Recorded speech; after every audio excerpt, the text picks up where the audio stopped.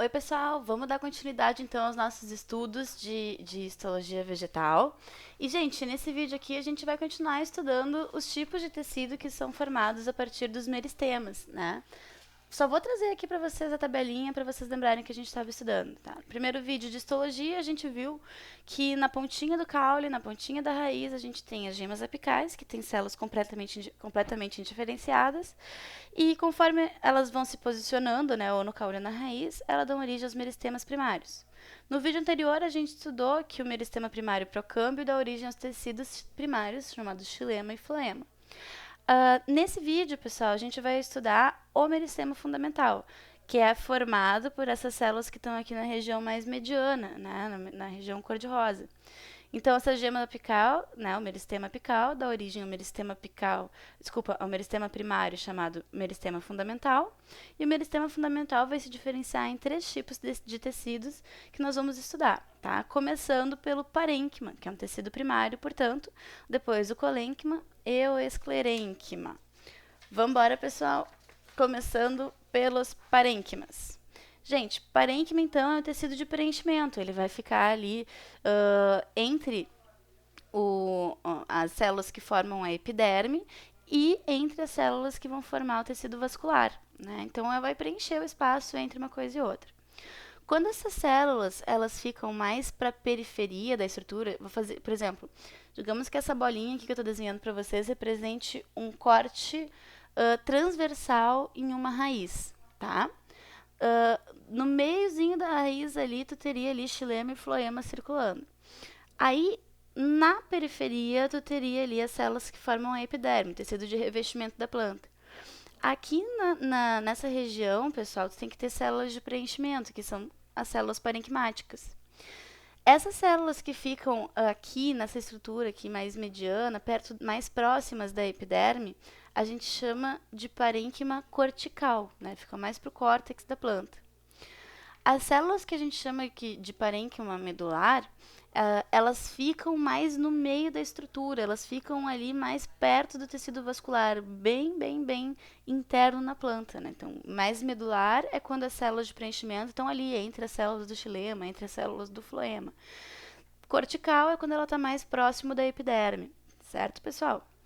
Mas, enfim, são tecidos basicamente de preenchimento, tá? E que podem também, por exemplo, no caso da raiz, auxiliar no transporte de água e sais minerais em direção ao xilema, né?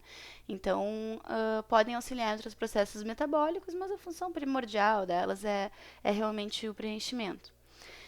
Em alguns casos, em alguns órgãos específicos das plantas, como por exemplo os caules de crescimento primário, aqueles caules que são verdes, e no caso das folhas, as células parenquimáticas podem apresentar clorofila. Quando essas células parenquimáticas, essas células de preenchimento apresentam clorofila, elas fazem fotossíntese.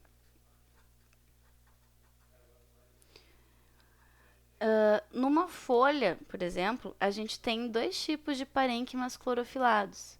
A gente tem o parênquima lacunar, né, ou esponjoso, e a gente tem o parênquima palissádico, que fica bem próximo da epiderme.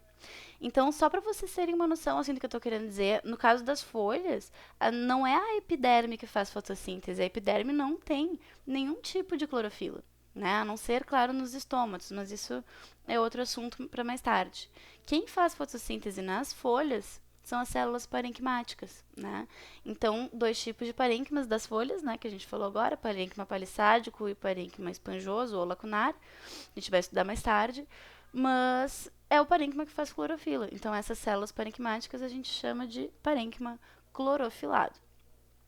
Quando a gente está falando de uma planta que ela é xerófita, ou seja, é uma planta que precisa se adaptar a condições de seca, né, de ausência de água, ela precisa ter uma estratégia de sobrevivência. Ela precisa ter uma estratégia para armazenamento de água, né?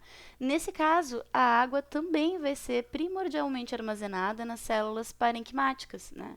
Então, elas desenvolvem parênquimas aquíferos, parênquimas que podem armazenar água. É o caso, por exemplo, das plantas xerófitas, como os cactos. Então, só para vocês lembrarem das xerófitas. Grande parte das xerófitas armazenam água como estratégia de sobrevivência a grandes períodos de seca. Buenas. Outros dois tipos de parênquimas, pessoal, são o parênquima aerífero e o parênquima amilífero. Parênquima aerífero, pessoal, como o próprio nome diz, ele armazena ar, né? É o caso das plantas aquáticas. Plantas aquáticas. Porque as plantas aquáticas, elas precisam boiar, né? Na grande maioria dos casos. Então, para que elas consigam boiar, a densidade delas tem que ser menor do que a densidade da água. E elas diminuem sua densidade armazenando ar nas células parênquimátimas. Então, esse tipo de planta que tem esse tipo de parênquima apresenta, na verdade, um parênquima não apenas de preenchimento, mas um parênquima que também armazena ar. Portanto, um parênquima aerífero. Algumas plantas, como por exemplo a planta da mandioca, que no sul a gente chama de aipim, né, apresentam o parênquima amilífero. Né? O parênquima amilífero é composto por células que armazenam amido. Então, tipo, a planta ela fez bastante fotossíntese, ela conseguiu produzir bastante carboidrato, né, bastante glicose, bastante amido, e ela não quer jogar isso fora. E ela também não tem uma demanda metabólica tão grande para gastar toda esse carboidrato que ela produziu. Então, ela não consegue gastar toda essa energia. Mas para não jogar fora, isso que ela faz é simplesmente armazenar esse amido que ela produziu a mais. Adivinha onde? Em um parênquima. Em um parênquima amilífero. Tá? Então, o parênquima amilífero armazena amido para que ela utilize em algum momento em que ela estiver passando por dificuldade fotossintética, né? Ou quando a demanda metabólica dela for maior.